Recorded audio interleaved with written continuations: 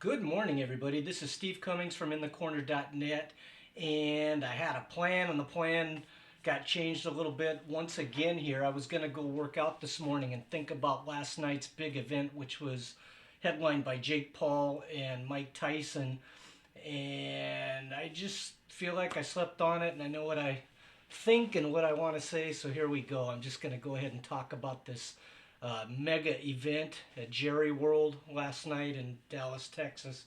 And it's obviously I don't know, I would say it's a glorified exhibition with Jake Paul and Mike Tyson, and I think it pretty well played out that way. There were some interesting things along the way. So I'm just going to start at the bottom of the televised card and work my way up. The first fight was really non-consequential.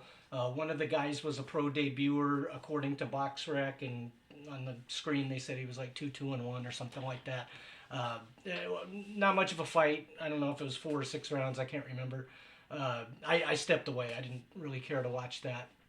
It wasn't entertaining or anything like that.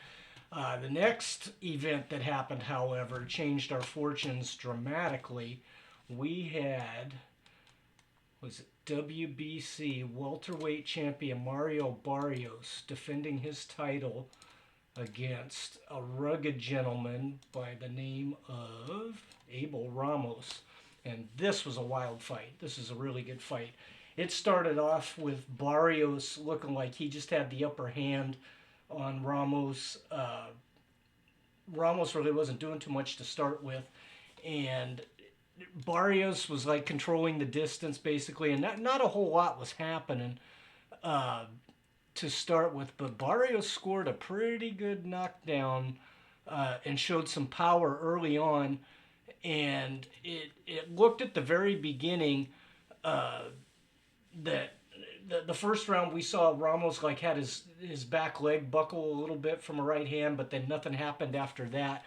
And then at the end of round two, Ramos went down pretty hard from a straight right hand, and that, it looked one sided at that point. It kind of was. I don't think I scored it round by round. Um, but I did note at the end of round five, I wrote Barrios won round five, but Ramos got in a couple of right hands in the last minute that were more effective than what he's been doing so far.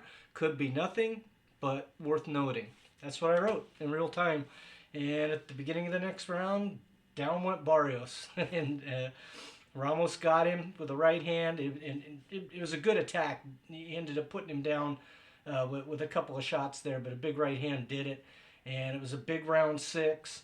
And the champion went down, and then from that point on, it was a competitive fight. It was uh, Ramos came back and pulled even or got close to pulling even with the scores. Um, let's see, somewhere in there, Barrios got back on the bike, or actually he got back on the attack, I should say, and they ended up with 114, 112 Ramos, 116, 110 Barrios, and then a 113, 113, and it was a draw. So Barrios retains his title. I'm not totally against it, and the scores weren't, the wide scores, I don't know. Yeah, 116, 110, that's not very good. So I had, if I would have scored it the whole way, I would have had Ramos like coming from behind, getting just close, but I think he fell short. I think Barrios went around at the end there that would have gave it to him. So anyway, great fight, great entertaining fight. Didn't start out to be one, and then from the knockdown on, where Ramos put the champion down, from that point on, it was tight.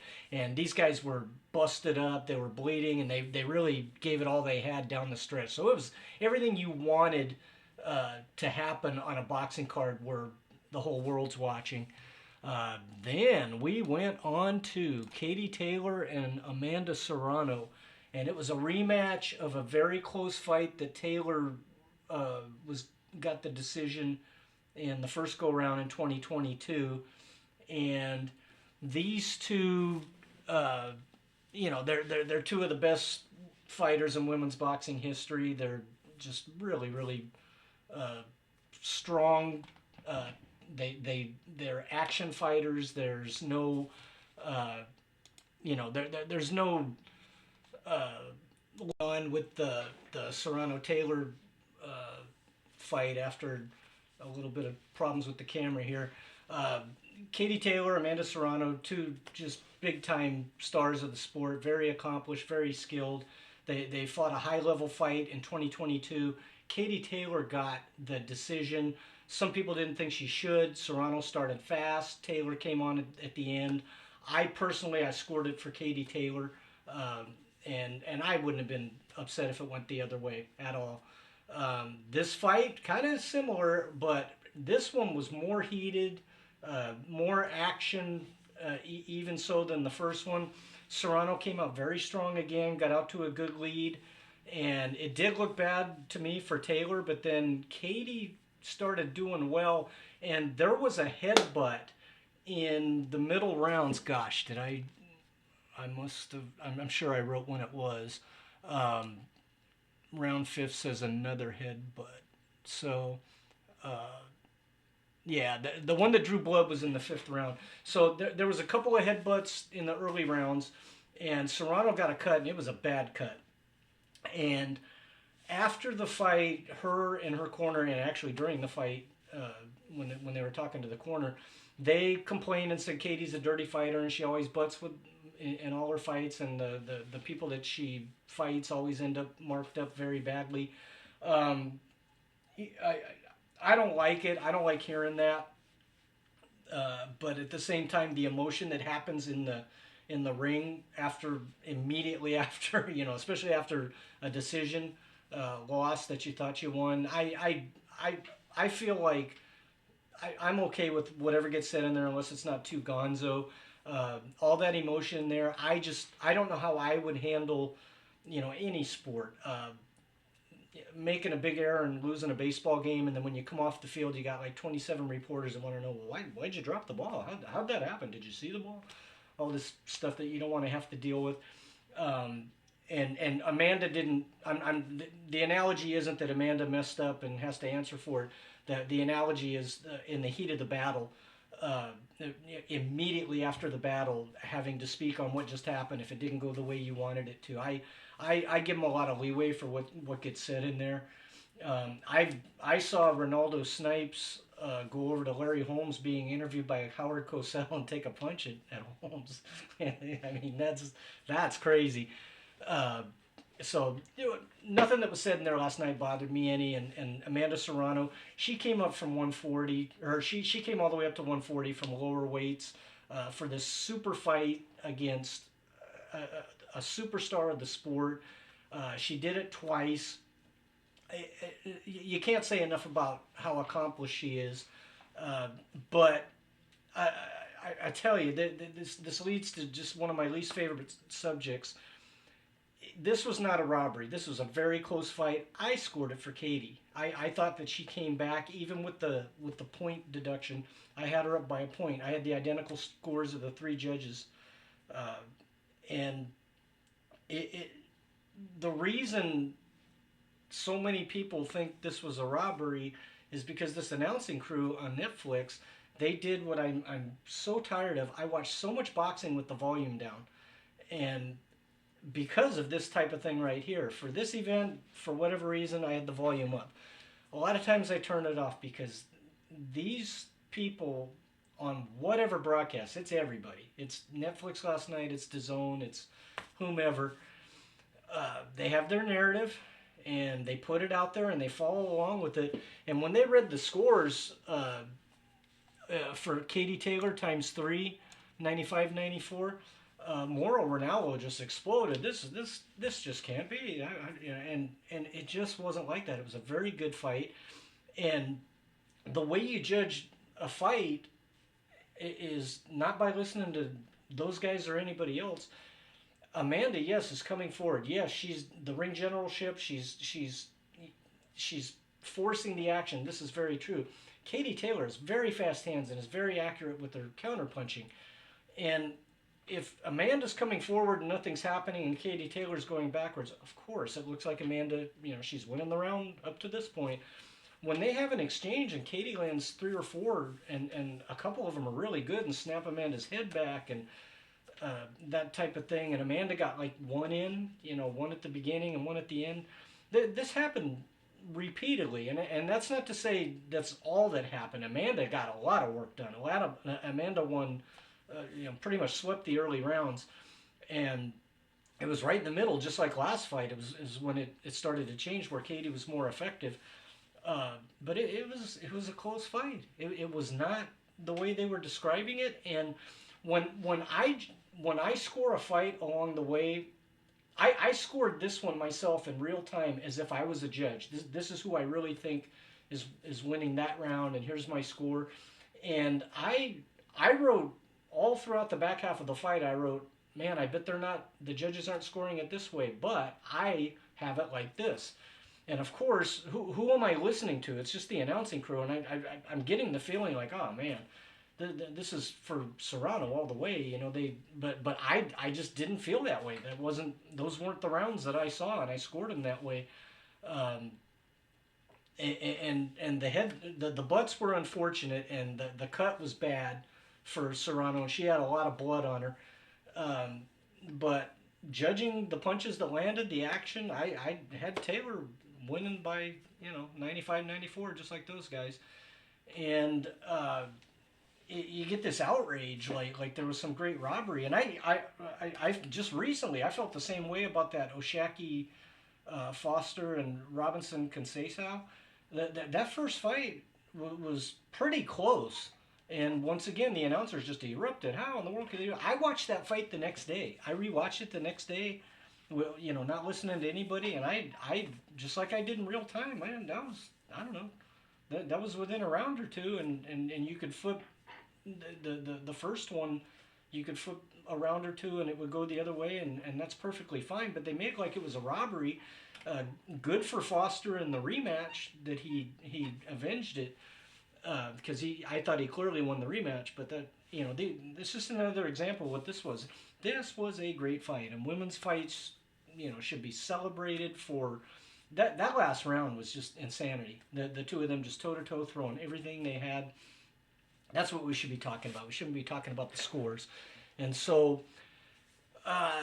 there's a, I don't know what you want to call it. There's a way of thinking out there that I've heard over and over my whole life that this is the sort of thing that's going to kill boxing. We got all the people in the world watching boxing tonight. We got all these casuals and mainstream people and boxing fans. Everybody's watching because of the main event. And then here we go. We get this terrible decision. We didn't. We did not. Number one. Number two. It was a good decision, but if it wasn't, the mantra that this is going to kill boxing, that nothing is going to kill boxing. We have had bad decisions. We've had, wrong guy becomes champion. The two main guys won't fight each other. The mafia's running the sport and everybody knows it. We've had these things all throughout history. We've had corruption. We've had everything you could possibly have. We've had fighters die in the ring. And yet, when you get a big time event like this, any main, like two main attractions or a main attraction event, showdown, like historical value, anything like that, you get any big event in boxing and the celebrities come out, it makes it the place to be and the people watch, and that is just historical fact. That is, Mike Tyson, Michael Spinks, that was for everybody. That wasn't just for the casual sports fans. That transcended everything.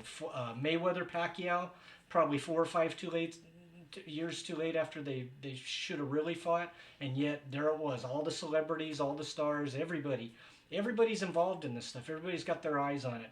So yeah, some people might walk away from this and think, it's a bad decision. Oh, we shouldn't have done this on the night when we had everybody's attention.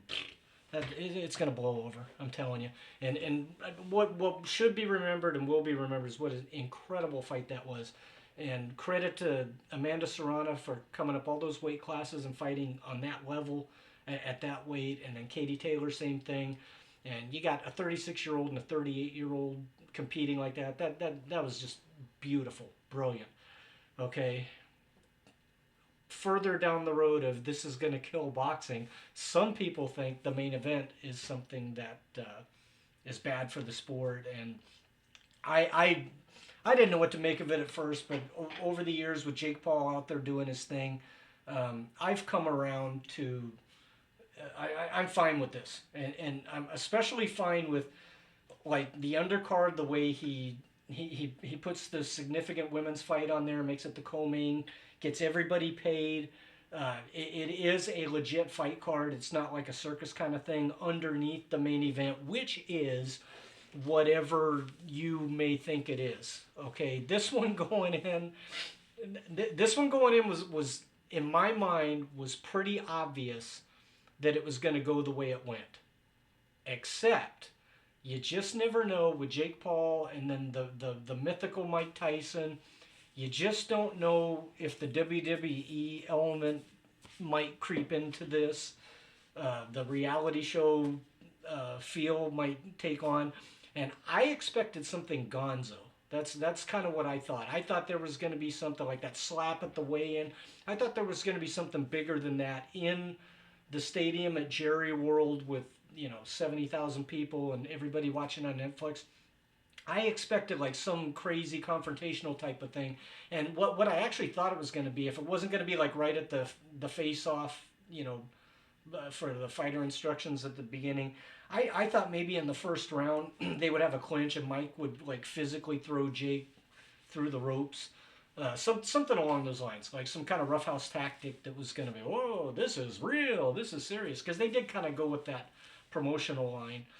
Um, but as it turned out, they did what I consider to be an exhibition, and Mike Tyson was every bit of 58 years old, and good for him for being in as good a shape as he's in at this point, getting ready for this fight.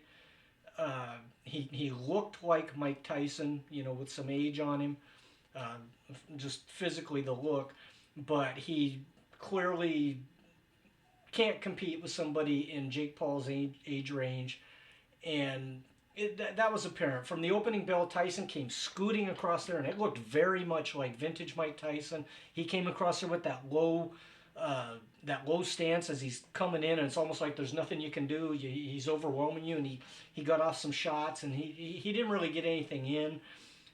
So it did for the first round. The beginning of it, you saw what everybody had sold in their minds, and it lasted maybe partway through the first 2 minute round, and you didn't really see much of that afterwards. You did get to see Mike's head movement that was pretty cool when he was doing it.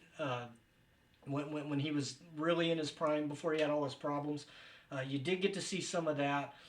Jake Paul did not. He clearly had the upper hand, but he didn't follow up on the times that he rocked Mike, and when he did rock Mike, uh, Mike's legs weren't good. He had a bandage on one of them, and I don't know. I didn't really follow along, so I don't know exactly what that was for. But his base just wasn't good, and when Jake hit him, he got wobbled like off his center, and if Jake would have jumped on him, it would have been bad, and he did not. And I give Jake Paul credit for selling it the way he did. He made his point that I'm the guy winning this fight. I've got the upper hand on Mike Tyson. He did not do anything to damage Mike. He didn't embarrass him. He didn't. You're retired for the last time. Nothing like that. He did the what do you want to call it, performance. He did it faithfully. I thought he looked like, well, I'm looking. I'm trying to get an opening here. Of course, Mike's moving his head, so Jake's basically just not jumping on him, and he could probably at any time you saw after the first full round, it was like, okay, it's not looking good for Mike Tyson. So I think everybody got what they wanted, honestly. I went all the way to the end of my work day yesterday thinking I wasn't. On my way out the door, I told a guy, yeah, I don't think I'm going to watch. I'm going to watch the women's fight, but I don't know about the Jake Paul Tyson thing. And then, how am I not going to watch it? I'm sitting here watching it on the whole card on Netflix. So Yeah, I watched it, and I was entertained by it a little bit. It was a little bit sad. I didn't like seeing Mike like that. And then the people that say, "Oh, Mike shouldn't do that. It's embarrassing or whatever." I don't know. Mike signed on for it. I think everybody can do what they want. I think what's sad is Joe Louis going in there against Rocky Marciano and getting pelted. I think that's pretty sad. I think Joe Louis, like, the background of that is he needed the money, and he took a good whooping from a young lion. I don't know if Marciano backed off to any extent. Jake Paul certainly did. And again, the point of this event, I don't think, was to punish Mike, to embarrass him, for Jake Paul to establish himself. And Jake Paul gets nothing out of this as far as, okay, does he fight one of the contenders next? This is completely out of that realm. So this was a very big event. It was a very good showcase for Amanda Serrano and Katie Taylor. It was that welterweight fight was fantastic. As far as the Netflix thing, I had almost no problems all the way up until the main event. And during the women's fight, I had one little hiccup, and it fixed right away. It buffered, and it immediately went to 99%. And then my screen went black, and then it came right back. And then it was like pixelated for a bit, and then it caught up. And I was perfectly fine. Then in the main event, probably it was like a 3 or 4 rounds in, and I already saw what was going on, so it wasn't a really big deal for me. But I totally lost it here on the computer, and out in the living room, the Fire Stick, we fired up the Fire Stick, and it played perfectly out there for a round or two, and then it started getting really, really pixelated, and I ran back in here into the computer, and I pulled it up, and it was perfect. And the Fire Stick never did recover, I don't believe. And so we sat here and watched the rest of it here. And for this event, that was fine for me. Hopefully they beef up what they need to for another big event down the road. But I honestly didn't care because, like I say, I gotten to the point where I saw where this is going, and I'm okay with it. For Usyk Fury, or if Crawford fights Boots or something like that, I'm not going to want that. On this one, I felt like I could watch it at midnight. After it's all over, I could watch the replay or whatever if that's available. I don't know if it was, but for like a meaningful showdown fight and real boxing, I guess I'll say, I wouldn't want that. But all in all, I was fine with this event last night. The announcing, I think, was very disappointing, and I love Moreover now, but he just had a heart attack when they announced that decision. I just don't think that's right. You're assuming everybody at home is thinking what you're thinking, and unfortunately, a lot of people are. A lot of people are just being led by the nose, and you'll have a boxing discussion next week, and like, oh yeah, boy, that sure was a robbery for Serrano, and it wasn't, man. That was a wonderful fight. We should be celebrating that for the next 50 years. But anyway, that's my spiel on the Jake Paul Mike Tyson show that I was not going to watch. I ended up watching it, and I'm glad I saw all of it. And there was a lot there. There was there was a lot of quality boxing, if that's what you wanted. There was high level championship boxing, and then you got the show and the circus to some extent. And if you love Mike Tyson, you don't have to feel too bad for him. You could be like a little embarrassed for him if you want to, but he signed up for it. He did his role, and I think he's okay with it. I don't think he took any damage that's going to hurt him down the road. So I say it all ends good for everybody. Everybody got what they wanted. What do you think? I'd love to hear any comments. And did your Netflix stream crap out on you? Anything like that? How'd you see the women's fight? Do you think I'm crazy for having Katie Taylor ahead? Anything, any comments? Just go ahead and add them. I'd love to hear them. I'll get back to you.